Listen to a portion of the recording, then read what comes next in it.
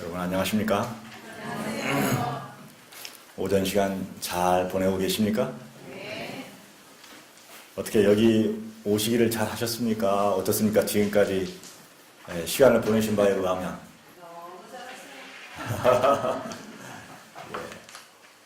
그 시간이 계속 이어지시고 우리가 믿는 신앙에 대한 확고함과 또 우리가 섬기는 하나님에 대한 이해가 더욱 깊어지시기를 간절히 바랍니다. 자, 질문 하나 드림으로 말씀을 시작하겠습니다.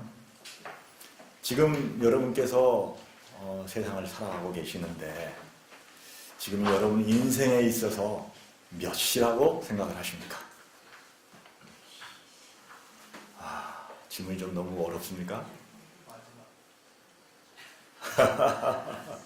네, 어떤 분 마지막이라고 대답을 하셨습니다. 자, 그렇다면 하나님께서 우리에게 귀한 생명을 주셔서 우리로 하여금 세상을 살 수 있도록 이렇게 축복해 주셨는데 마지막 때를 살고 있고 또 인생의 마지막 부분을 살아가고 있는 우리라면 세상을 지금 우리가 살고 있는 이 상태로 그대로 그냥 마무리되면 되겠습니까?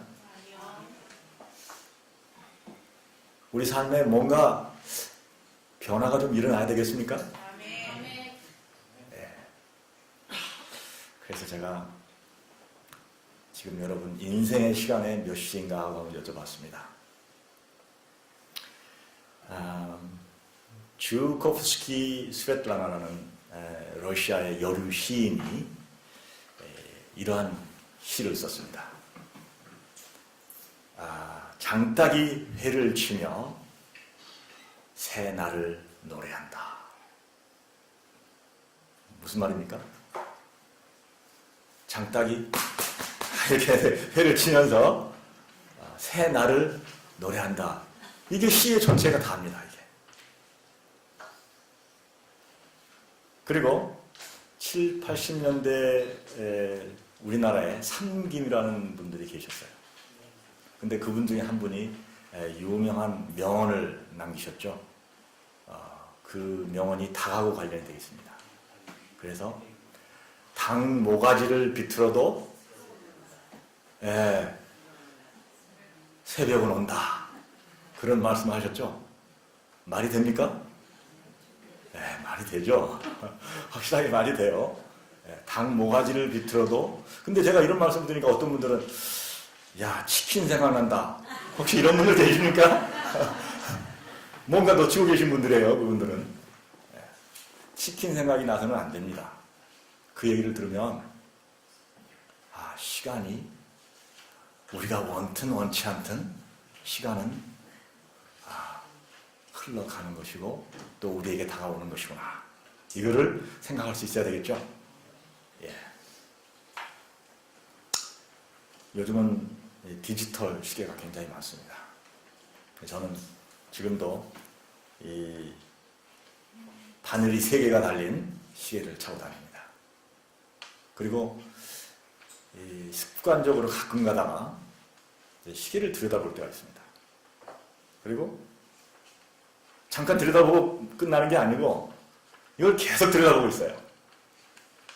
그러면서 그 안에서 이 3개의 바늘이 찰칵 하고 계속 돌아가는 것을 지켜볼 때가 있습니다. 어떨 때는 아무런 부질 없는 헛수고를 하고 있는 것 같아요. 맨날 똑같은 걸 돌아가고 있으니까. 맨날 볼 때마다. 그런데 이 시계가 우리 삶에 있어서 아주 중요한 메시지를 전달하고 있습니다. 그래서 오늘 제가 이 시계에 대해서, 시간에 대해서 얘기를 좀 나누려고 합니다. 자, 한번 상상해 보십시오. 조금 있다가 5분 후에 전 세계에 존재하는 모든 시계가 동시에 고장이 난다. 제 기능을 다 잃는다. 그러면 어떻게 될까요? 상상이 되십니까? 지금 이 세계에 돌아가고 있는 모든 시계가 5분 후에 동시에 다 고장이 난다.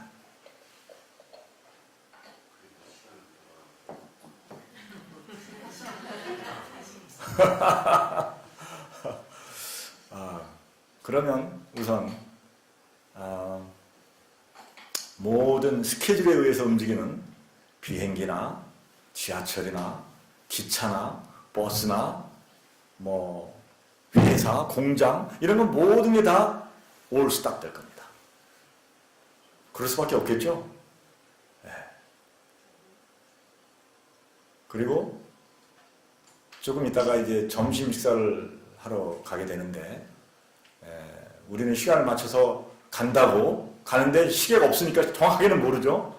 이제 내가 말씀을 듣고 나서 이제 뭐 내 개인 기도를 한다고 이렇게 하고 가는데 가서 보니까 뭐 주방에서 아직도 뭐 당근을 썰고 있고 뭐 파를 썰고 있고 그런 일이 일어날 수도 있겠죠.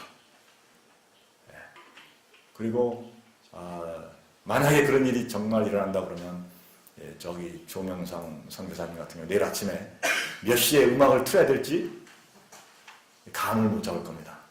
음악을 틀어서 분명히 우리를 깨우고 해야 되는데 몇 시에 틀어야 될지를 모를 거예요.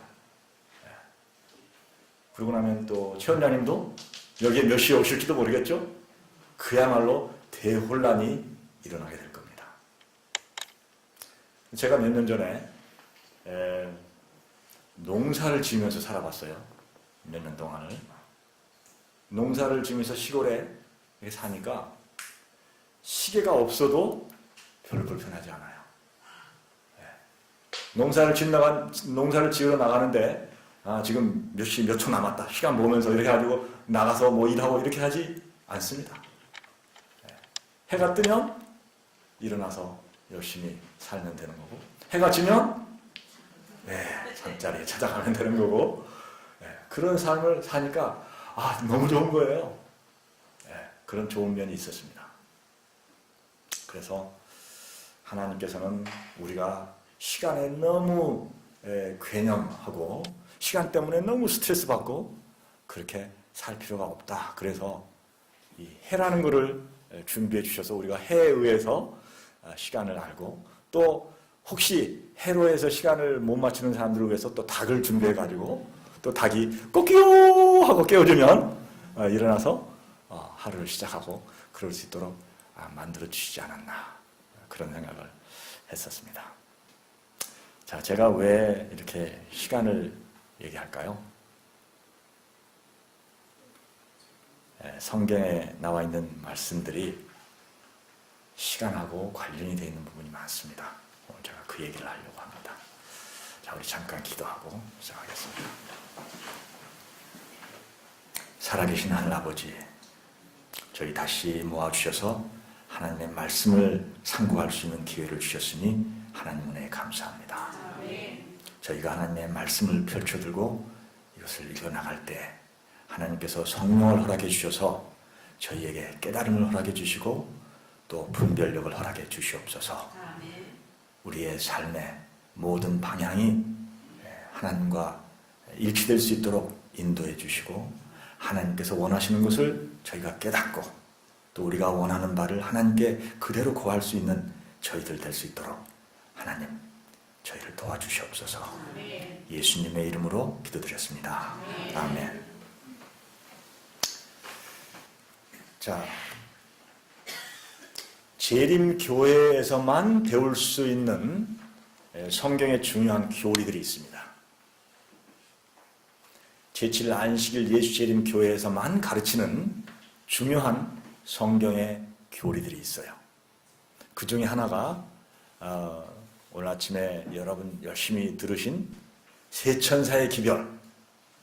다른 교단에서는 세천사? 그게 뭐지? 이렇게 대부분의 얘기를 반응을 보입니다. 모든 목회자들도 그렇게 반응을 보여요. 그 다음에 율법 중심이 아닌 말씀 중심의 건강기별, 이것은 다른 교단에서는 전혀 가지고 있지를 못해요.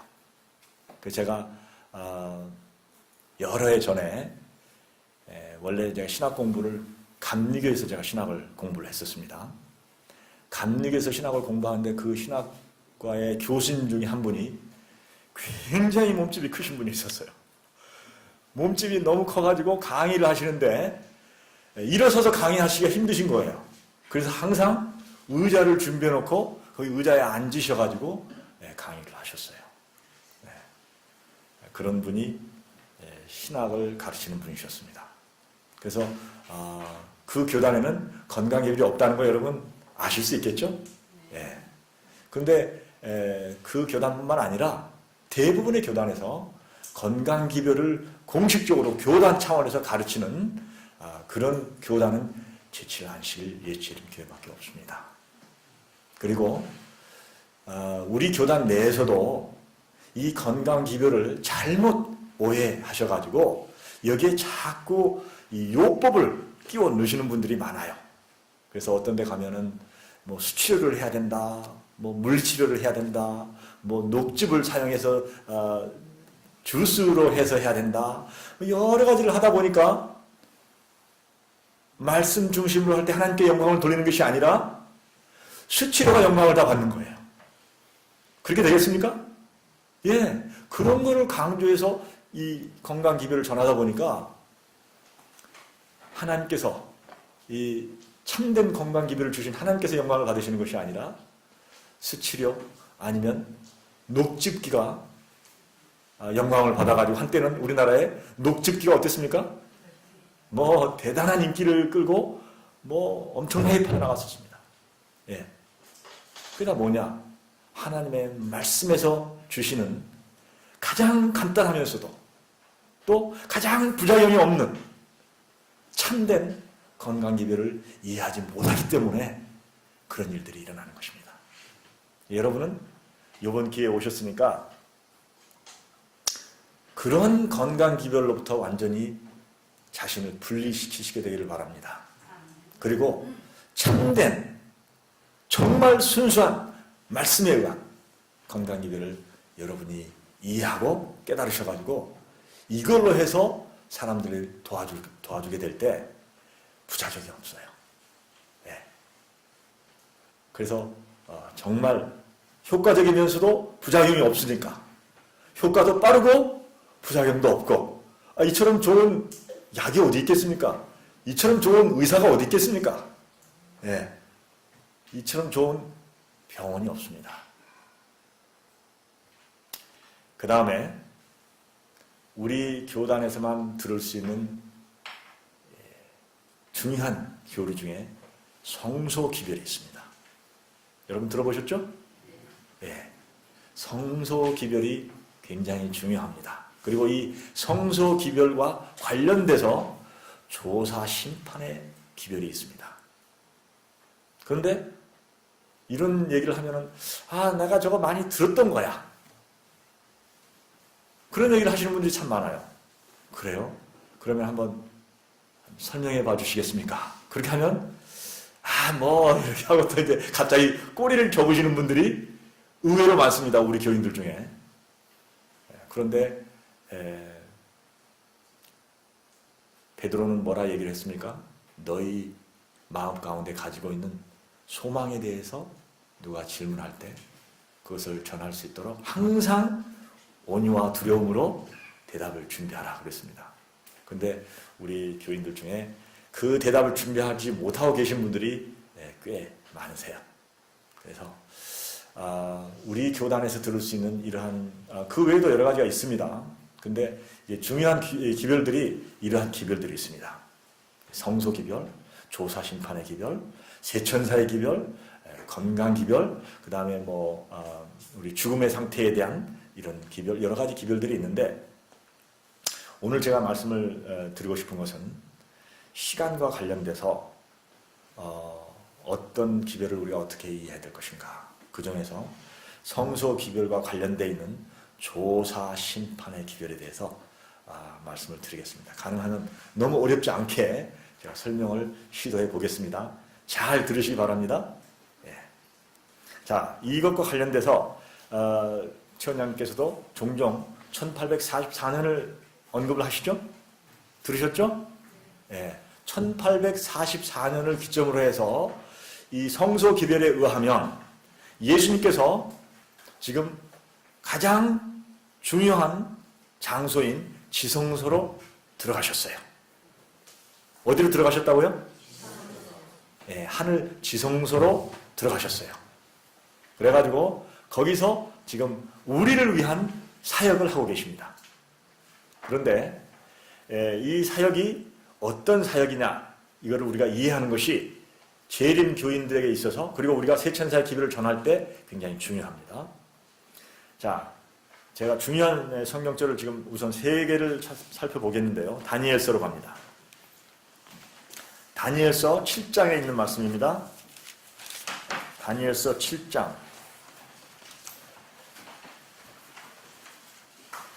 9절과 10절에 있는 말씀입니다. 그 왕좌들이 놓이고 내가 봄에 옛적부터 계신 이가 앉아 계시는데 그분의 옷은 눈같이 희고 그분의 머리털은 순결한 양털 같으며 그분의 왕좌는 맹렬한 불꽃 같고 그분의 바퀴들은 타오르는 불 같더라. 불같은 시내가 그분 앞에서 흘러나오고 천천히 그분을 섬기며 만만히 그분 앞에 서 있더라. 그분께서 심판을 베푸시는데 책들이 펴져 있더라. 그분이 뭘 베푸신다고요? 심판이 있다는 겁니다. 근데 이 심판이 있다는 것에 대해서 우리 침례교나 장로교에 다니는 이웃들이나 또는 천주교에 다니는 이웃들은 이거를 굉장히 불편해합니다. 이런 얘기를 들을 때. 근데 성경에서는 분명히 이걸 가르치고 있어요. 자, 이번에는 요한계시록으로 갑니다. 요한계시록 6장에 있는 말씀입니다. 요한계시록 6장 10절. 그들이 큰 음성으로 외쳐 이르되 오 거룩하고 진실하신 주여, 주께서 땅에 거하는 자들을 심판하사 우리 피에 대한 원수를 갚아주지 아니하시는 일이 얼마나 더 지속되리까 하더라. 여기도 심판이라는 말 나왔습니까? 네. 11절입니다. 그분께서 그들에게 각각 흰 예복을 주시며 또 그들의 동료 종들과 형제들도 그들처럼 죽임을 당해 그 수가 차기까지 그들이 아직 조금 더 안식해야 한다고 그들에게 말씀하시더라. 여기는 믿음, 신앙 가운데 살다가 순교한 사람들이 지금 하나님께 말한 그런 내용입니다. 언제까지 우리가 우리 피에 대한 원수를 갚아주지 아니하시나이까, 하시는 일이 얼마나 더 지속되리까, 이렇게 얘기하셨을 때 그분께서 그들에게 흰 예복을 주시며, 중요한 부분입니다. 흰 예복을 순교당한 사람들에게 줬어요. 그러면서 거기 하시는 말씀이 그들의 동료 종들과 형제들도 그들처럼 죽임을 당해 그 수가 차기까지 그들이 아직 조금 더 안식해야 한다고 그들에게 말씀하시더라. 그래서 이제 마지막 때 이제 멀지 않았습니다. 하나님의 백성들이 조금 더 순교를 당하게 되고 이 사람들의 대열에 같이 합류하게 된다라는 것을 알 수가 있습니다. 그런데 확실한 것은 이 사람들은 뭘 받게 된다는 겁니까? 흰 옷을 받게 되는 겁니다. 흰 옷을 받게 됩니다. 그리고 거기에 또 중요한 내용이 뭐가 있냐면 11절에 그들의 동료 종들과 형제들도 그들처럼 죽임을 당해 그 수가 차기까지, 그 말이 있습니까? 네. 그 수가 차기까지 그랬어요. 그렇다는 얘기는 거기에 뭐가 포함되어 있다는 얘기입니까? 시간에 포함되어 있다는 얘기예요. 그 수가 차기까지. 그리고 그들이 아직 조금 더. 그런 말이 나옵니까? 네, 아직 조금 더. 그 말은 또 거기에 그게 무슨 의미예요? 시간이 포함되어 있다는 얘기예요. 예. 안식해야 한다라고 말씀하셨어요. 그래서 거기에 시간이 들어가 있음을 알 수가 있습니다. 자, 이번에는 계시록 14장에 있는 말씀입니다. 14장에 여러분이 잘 아시는, 많이 들은 세 천사의 기별이 있습니다. 근데 그 세 천사의 기별 앞부분입니다. 또 내가 보니 계시록 14장 6절, 7절에 있는 말씀입니다. 또 내가 보니 다른 천사가 하늘 한가운데로 날아가는데 그가 땅에 거하는 자들 곧 모든 족속과 민족과 족속과 언어와 백성들에게 선포할 영존하는 복음을 가졌더라. 그가 큰 음성으로 이르되 하나님을 두려워하고 그분께 영광을 돌리라. 그분의 심판의 시간이 이르렀으니 하늘과 땅과 바다와 물들의 근원들을 만드신 분께 경배하라 하더라. 자, 여기 보니까 확실하게 심판에 대한 얘기가 있고 또 확실하게 뭐에 대한 얘기가 있습니까? 시간에 대한 얘기가 있어요. 그렇습니까? 예. 자, 요거를 놓치지 마시기 바랍니다. 확실하게 심판이 되어 있고 확실하게 시간이 결부가 되어 있다는 얘기입니다. 그리고 이거는 세 천사의 기별의 일부이기 때문에 이것은 어떠한 소리로 세상에 전파되어야 될까요? 큰 소리로. 예. 큰 소리로 전파가 돼야 되고 그 전파해야 되는 이 핵심 내용이 있습니다. 이 세 천사의 기별은 이 땅에 하나님께서 주신 자비의 마지막 자비의 기별이고 또 세상에 주신 마지막 경고의 기별입니다. 그런데 그 내용에 의할 것 같으면 거기에 심판의 내용을 보니까 뭘 하게 돼 있어요? 우리가 세상에 전해야 되는 기별이 뭐예요? 창조주를 두려워하라. 그런 말이 나와 있죠. 예, 창조주를 두려워하라. 다른 말로 하면 창조주를 두려워하라는 얘기는 우리의 신앙이 어디로 돌아가야 된다는 얘기일까요? 창세기로 돌아가야 된다는 얘기예요. 마지막 때에 정말 하나님의 백성들은 그들의 신앙이 어디를 모판으로 하고 있다는 얘기입니까? 창세기를 토대로 하고 있다는 얘기예요. 그래서 요한계시록과 창세기는 연결이 되는 겁니다. 멀리 떨어져 있는 두 책이 아니고 연결이 되어 있어요. 확실하게 연결이 되어 있습니다. 마지막 이 성경의 마지막 기별, 마지막 자비의 기별, 마지막 경고의 기별에서 하는 얘기는 우리의 신앙이 어디로 돌아가야 된다? 창세기로 돌아가야 된다. 그래서 우리를 창조하신 하나님, 그분을 두려워할 줄 알아야 된다라는 얘기입니다. 그런데 지금 이 세상은 창조주 하나님을 두려워하는 사람들로 가득 차 있습니까? 아니면 창조주 하나님을 무시하는 그런 사람들로 가득 차 있습니까? 예, 그런 세상을 우리가 지금 살고 있기 때문에 지금을 세상 사람들은 심지어는 기독교 신앙을 안 가지고 있고 신앙을 아예 안 가지고 있는 사람들도 지금이 마지막 때라는 것에 대해서는 다 동의합니다. 예. 그리고 지금이 완전히 하나님을 창조주 하나님을 무시하는 때가 되다 보니까 동성애를 인정하는 동성 결혼을 합법적으로 인정하는 나라들이 점점 많아지고 있는 거예요. 이렇다는 얘기는 창조주 하나님이 정면으로 어떻게 하겠다는 겁니까? 정면으로 대적하겠다는 거예요. 네. 그래서 마지막 때가 다 되어가는 겁니다. 이럴 때 세상은 이렇게 갈 때 정말 하나님의 백성들은 어떻게 해야 될까요? 창조주 하나님을 두려워하는 신앙으로 돌아갈 수 있어야 됩니다. 예, 지금이 바로 그런 때예요, 여러분. 그런 때에 저와 여러분이 지금 살고 있는 것입니다. 그래서 이 심판의 내용은 뭐냐면 과연 지금 이 사람들이 창조주를 두려워하는 세상을 그런 삶을 살고 있느냐 그렇지 않느냐 하는 것이 심판의 내용이 될 것입니다. 그 다음에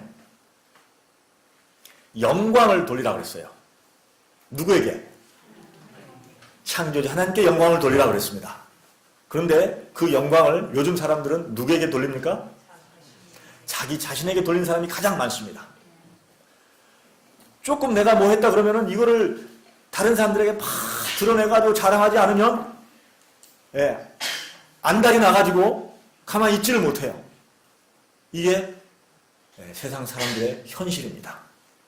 그리고 조금 전에 말씀드린 것처럼 자기 자신에게가 아니면 다른 창조물 아니면 그 창조를 만든 것, 그래서 아까 말씀드렸던 것처럼 녹즙기가 영광을 받고 녹즙기가 엄청나게 팔려나가고 그런 일이 일어나는 것입니다. 오늘날에 참으로 하나님을 경배하는 하나님의 백성들은 모든 영광, 그것을 다 누구에게 돌려야 된다고요? 하나님께. 오직 하나님께만 돌릴 수 있어야 됩니다. 근데 그런 일을 내가 하려고만 하면 조금은 갈 수 있어요. 근데 조금 가다 보면은 금방 뽀록이 나요. 조금 가다 보면은 나도 모르게 내 자신을 막 드러내고 있어요. 그렇습니까? 여러분 그런 경험 하십니까? 저도 가끔 그런 경험을 합니다. 그래서 아이고 하고 잘못했습니다. 용서해 주십시오 하고 다시 창조주를 두려워하고 창조주께 영광을 돌리는 그런 신앙으로 저를 자꾸 내치곤 합니다. 근데 우리가 지금 살고 있는 세상이 그런 세상을 살고 있습니다. 그리고 세 번째로는 창조주를 경배하라고 그랬습니다. 이게 다 비슷비슷한 말인 것 같은데 다 내용이 조금씩 다 다릅니다. 창조주 하나님을 두려워하고 그 다음에 창조주 하나님께 영광을 돌리고 그 다음에 창조주 하나님을 경배하라 그랬습니다. 이것이 뭐의 내용이라고요? 마지막 때 있을 심판의 내용입니다. 그 다음에 지금 이렇게 심판의 내용이 있고 심판이 확실하고 그 다음에 이제 그 다음에는 심판의 시간이 어떻게 되어 있다고 그랬습니까? 심판의 시간이 이르렀으니 그랬습니다. 그랬다는 얘기는 지금 거의 다 임박했다는 얘기예요. 그렇습니까? 자, 여러분 우리가 이걸 어떻게 정말 임박한 걸로 이해할 수 있을까요? 이 말이 이르렀으니 이 단어가 오래전에도 성경에 기록되어 있었고 오래전에 성경을 읽은 사람도 읽었습니다. 그런데 이러한 내용이 오래전에 성경을 읽던 사람들, 특별히 1844년 이전에 이러한 내용을 읽었던 사람들은 이거에 대한 감을 못 잡았어요. 왜? 이 책이 봉함되어 있었거든요. 봉함되어 있어서 이 말을 읽어도 이르렀으니 그 다음에 이 심판의 내용에 시간이 결부되어 있다는 이런 내용을 이해를 못했습니다. 그런데 지금은 이제 때가 다 이르렀다 보니까 어떻게 되는 겁니까? 우리의 주의가, 우리의 관심이 거기에도 집중이 되는 겁니다. 그래서 정말 가까워졌구나 하는 걸 우리가 깨닫게 되는 것입니다. 그래서 자, 심판의 시간이 이르렀어요. 그런데 지금 저와 여러분은 이 세상을 몇 시에 살고 있을까요? 우리 인생의 몇 시에 지금 우리가 살고 있을까요?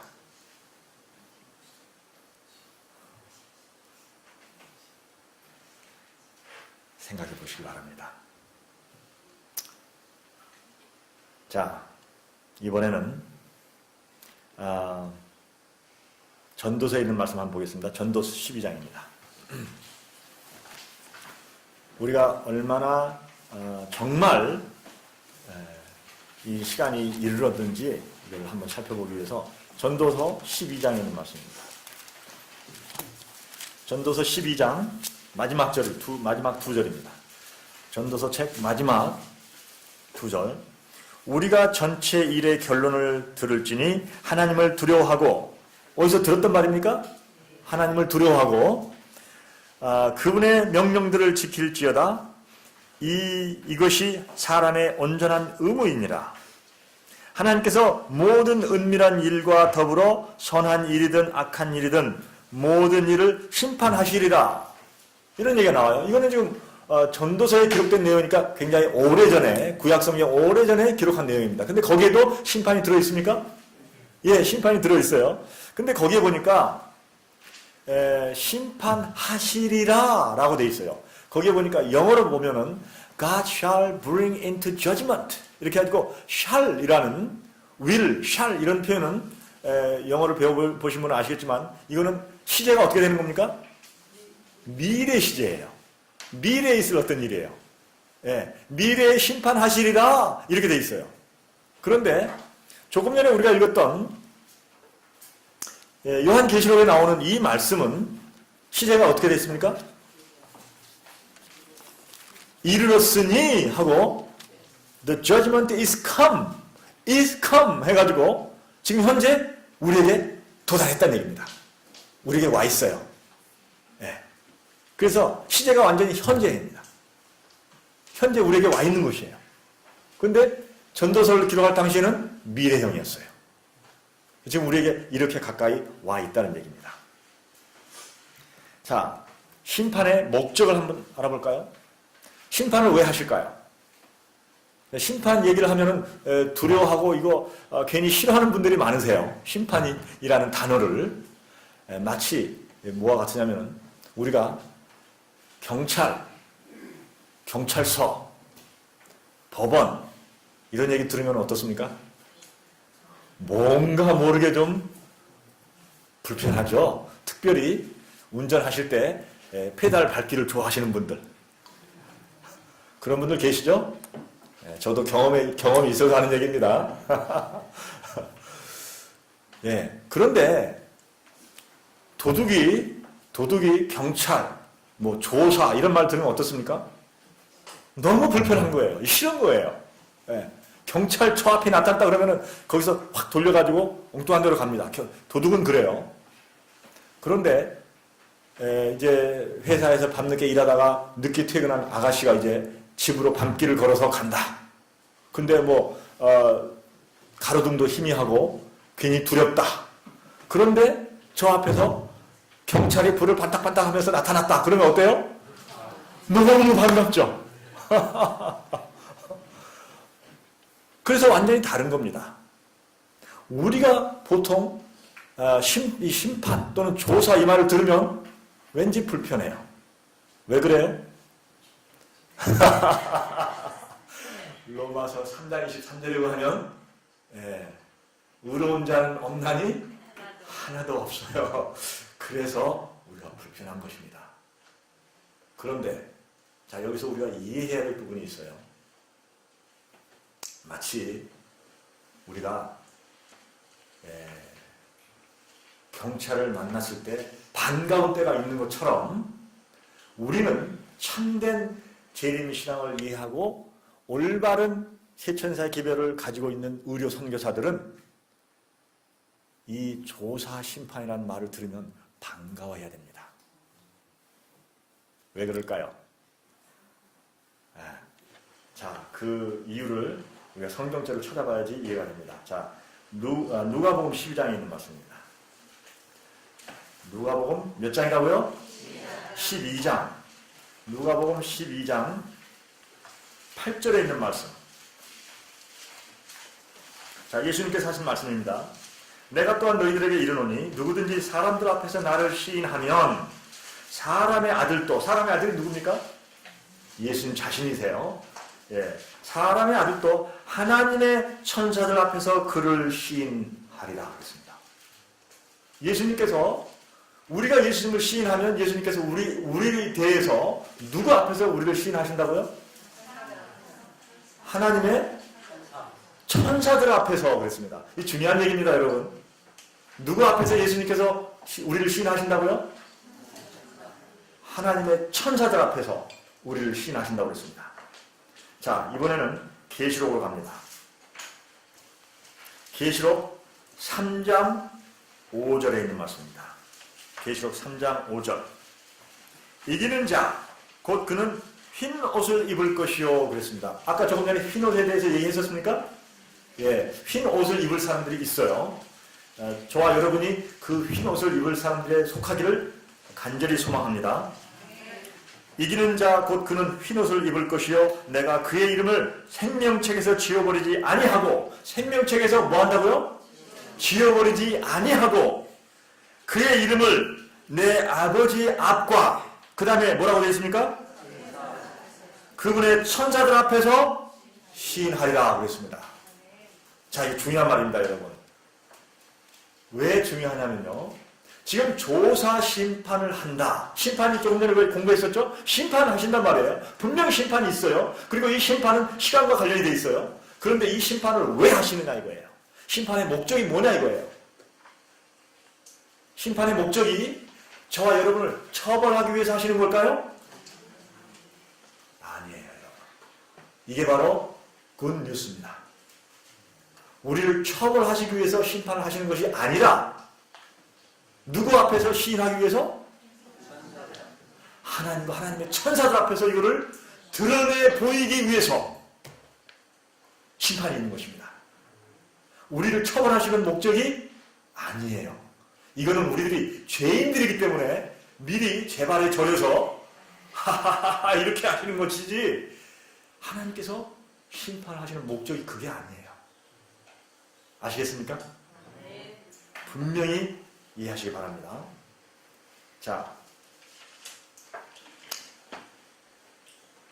그래서 우리는 심판과 조사심판이라는 얘기를 듣고 또 선고심판이라는 얘기를 듣고 이런 얘기를 듣게 됩니다.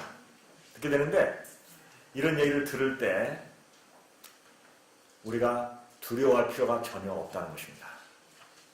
우리가 두려워해야 할 대상은 누구예요? 천사? 나 자신? 조금 전에 우리 공부했지 않습니까? 누구를 두려워해요? 누구를요? 오직 누구를요? 하나님만 두려워해야 됩니다, 여러분. 누구만 두려워해야 된다고요? 오직 하나님만. 그런데 우리는 세상을 살아가면서 귀신을 두려워하는 사람들이 많아요. 그렇습니까? 네. 밤을 무서워하는 사람들이 많아요.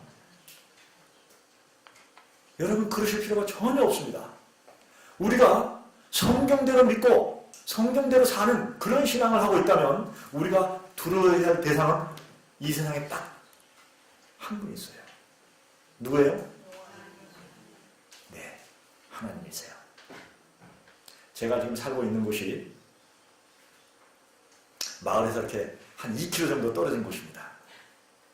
네, 산속에 조그마한 집을 짓고 살고 있어요. 저는 아주 평화스럽게 잘 살고 있습니다. 그런데 가끔 가다가 마을 분들이 떼거리로 올라오세요. 가끔 가다. 그래서 아이고 오셨습니까 하고 제가 이렇게 환영을 하면은 이 사람들이 아직 잘 살고 있구만. 아니 어떤 일로 오셨습니까 물어보면은 아직 살아있나 조사로 왔다는 거예요. 근데 그분들이 이해가 되는 것이 나중에 알고 보니까 제가 살고 있는 저 안쪽에 산이 있는데 거기가 옛날에 공동묘지였답니다. 공동묘지여가지고 그 산길로 옛날 사람들 산길로 이렇게 다니고 그러지 않습니까? 산길로 다닐 때 산 위에서 하얗게 귀신이 나오고 그랬다는 겁니다. 그래서 이 사람들은 저 사람이 왜 저 귀신 나는 저 산골짜기에 집을 짓고 저렇게 사는지 모르겠다고 마을 사람들은 이 얘기를 계속 하시는 거예요. 그리고 저 사람 좀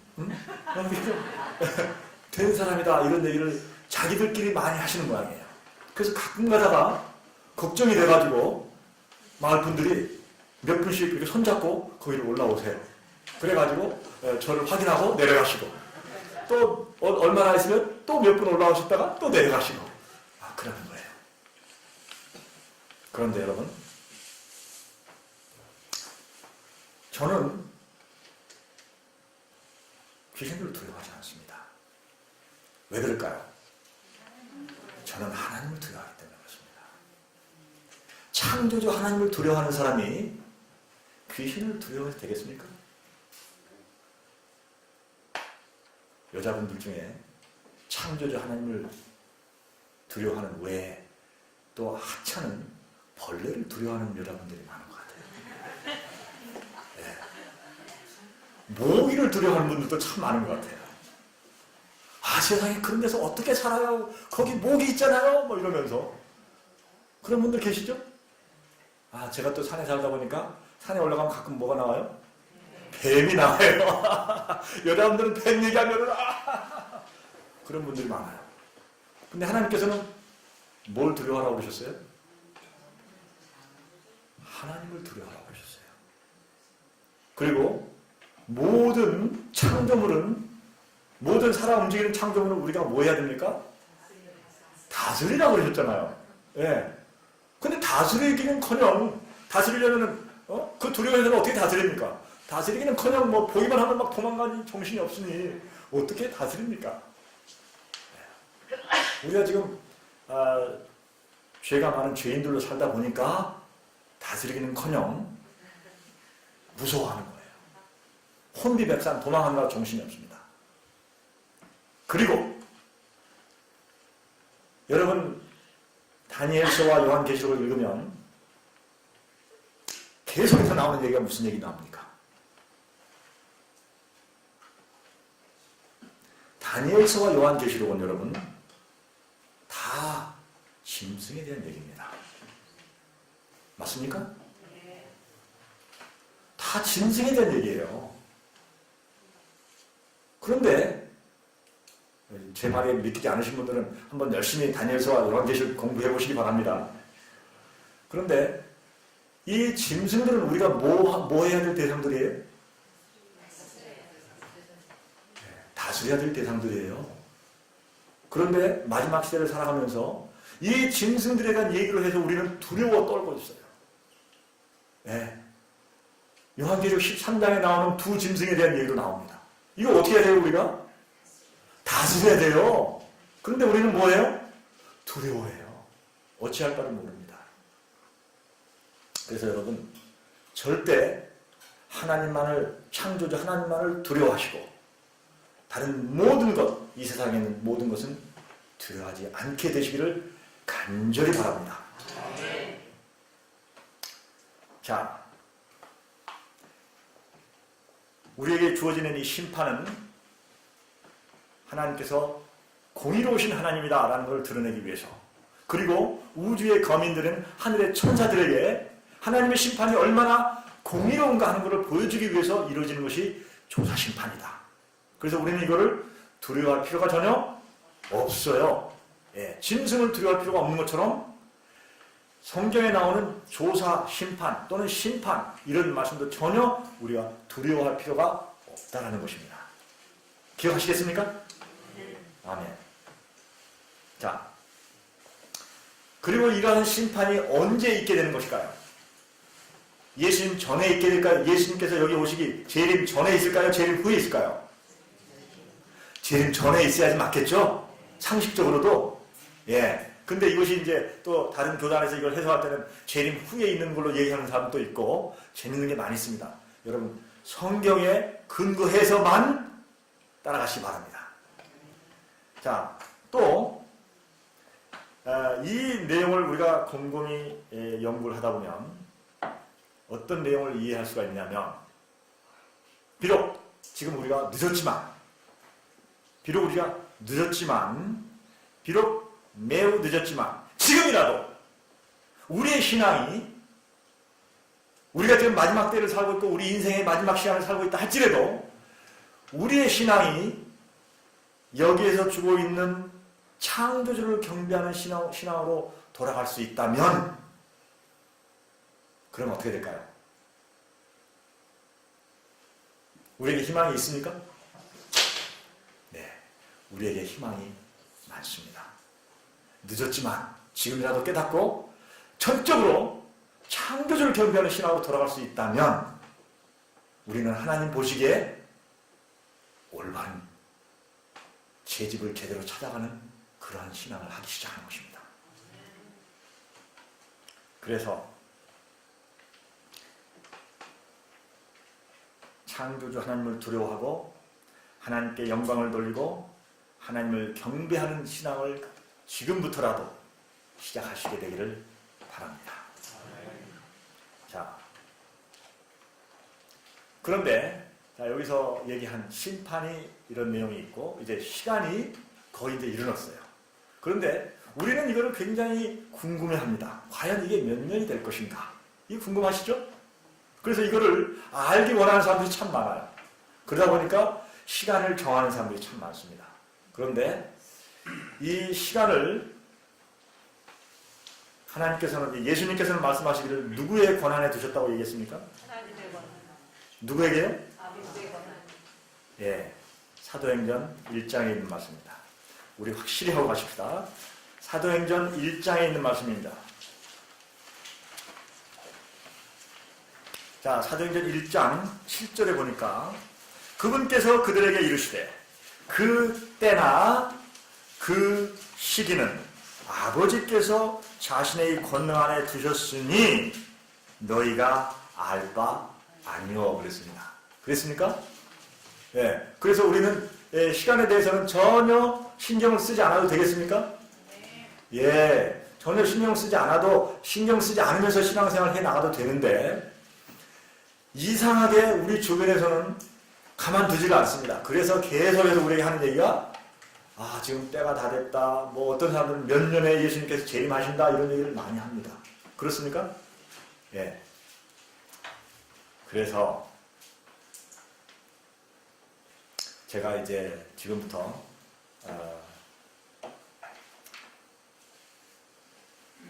어떻게 하면 이 시간을 알 수 있을 것인가 하는 것을 제가 말씀을 드리겠습니다. 여러분에게. 예. 중요한 내용입니다.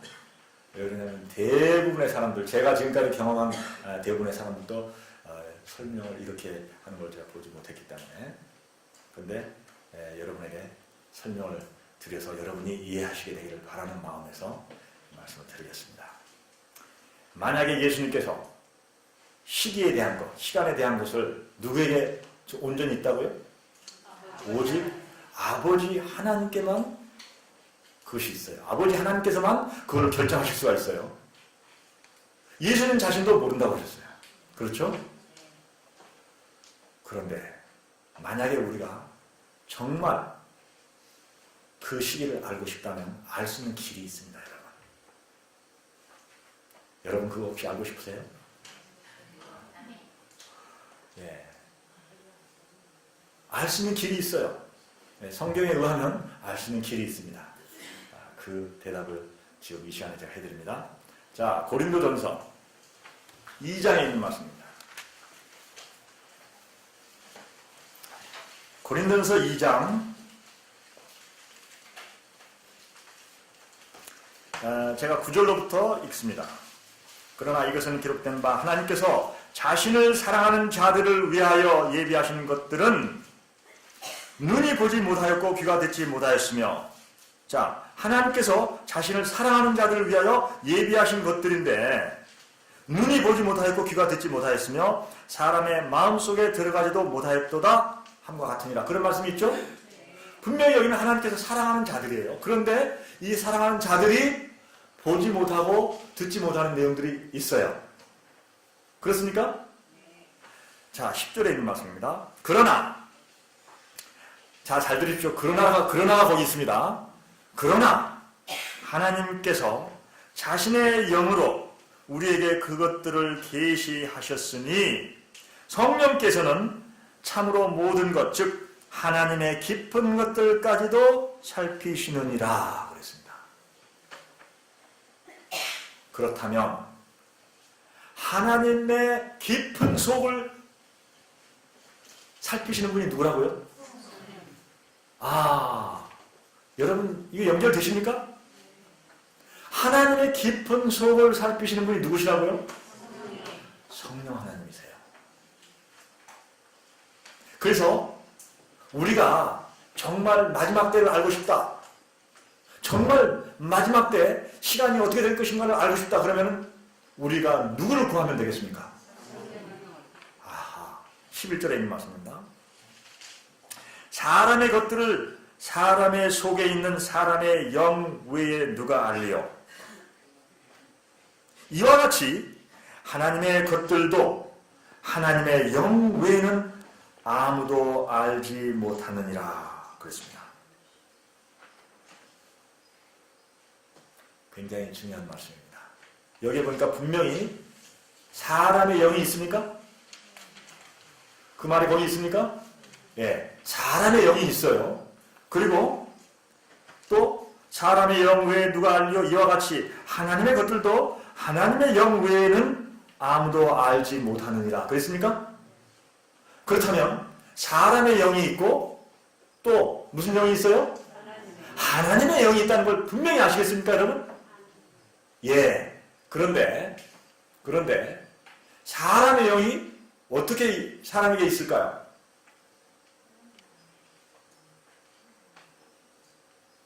하나님께서 세상을 창조하실 때 제일 먼저 창세기 1장 26절에서 우리가 우리의 형상대로 인간을 창조하자 이렇게 말씀하셨죠? 그리고 땅에 있는 먼지를 모아서 뭘 만드셨어요? 하나님의 형상을 만드셨죠? 그래서 사람의 창조가 완성이 됐습니까? 아니죠? 그 다음에 뭐 하셨어요? 생기를 불어넣어서 이 사람이 이제 뭐가 됐어요? 생명이 된지라 그러셨죠? 그래서 그때 하나님께서 넣어주신 것이 뭐예요? 생기, 생명. 이게 바로 뭐냐면 우리가 여기서 읽고 있는 사람의 영인 것입니다, 여러분. 그래서 사람에게 뭐가 있는 거예요? 영이 있어요. 언제부터? 창조 때부터. 맞습니까? 창조 때부터 하나님께서 우리에게 넣어주신 사람의 영이 있단 말이에요. 그런데 이 영이 있는데 감각이 없어져 버렸어요. 언제부터? 맞습니다, 여러분. 우리가 하나님의 말씀에 순종하지 않고 불순종했을 때, 우리가 하나님의 명령을 거역했을 때 하나님의 영과 우리의 영이 연결되어 있던 것이 톡 끊어져 버렸어요. 그래서 이사야서 59장 2절에 보면 우리가 보이지 않는 거예요. 하나님의 우리 눈에 보이지 않는 거예요. 그래서 하나님의 목소리를 듣지를 못하는 겁니다.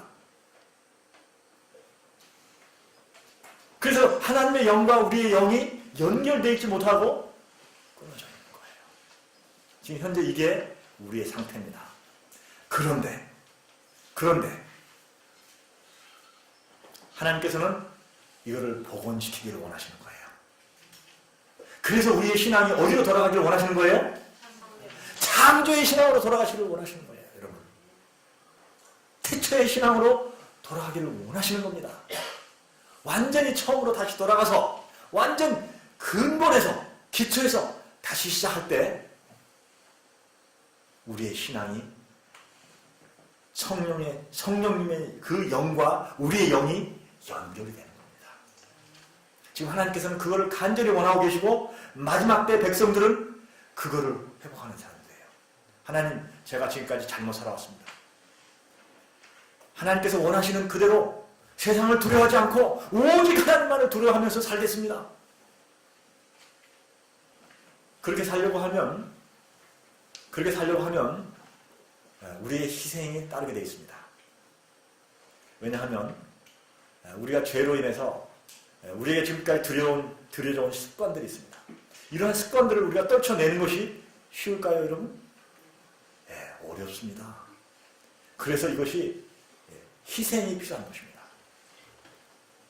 우리가 이러한 얘기를 더 계속해 나갈 것입니다. 성령에 대해서, 성령의 필요성에 대해서 어떻게 하면 내가 성령을 받을 것인가? 이런 문제까지 해서 우리가 이런 문제들을 이번 10일간을 통해서 계속해서 공부를 해 나갈 것입니다.